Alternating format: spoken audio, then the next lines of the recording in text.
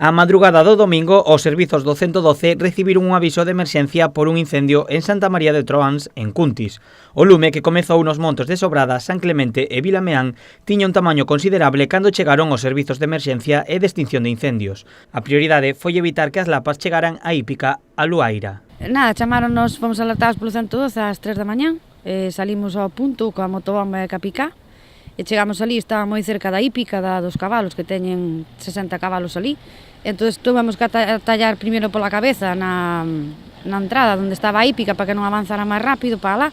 Paramos ese punto, pola parte de abaixo estaba medio rural, se medio rural actuou pola outra parte, nos atallamos a parte de arriba da cabeza e nada, parámoslo ali xa non houve máis, non avanzou máis e nada, despois seguimos apagando hasta onde chegou.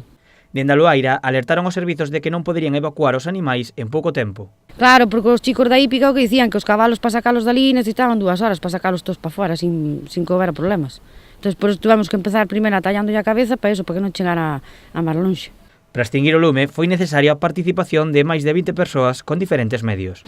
Por vería de haber polo menos unhas 20 personas, en total, entre nós e o medio rural, por aí unhas 20. Si, nós levamos a motobomba e a picar, e despois había motobombas do medio rural, e despois había xente, o que máis necesitábamos era xente. Motobombas había moitísimas, pero o medio rural mandou moitísima xente despois, cuadrillas casi de Orense, por aí de Portugal, casi cerca. As causas do incendio aínda se descoñecen, pero dende Protección Civil sospeitan que foi intencionado. Supoño que intencionado, porque outra cousa non topamos moito sentido ali, onde foi.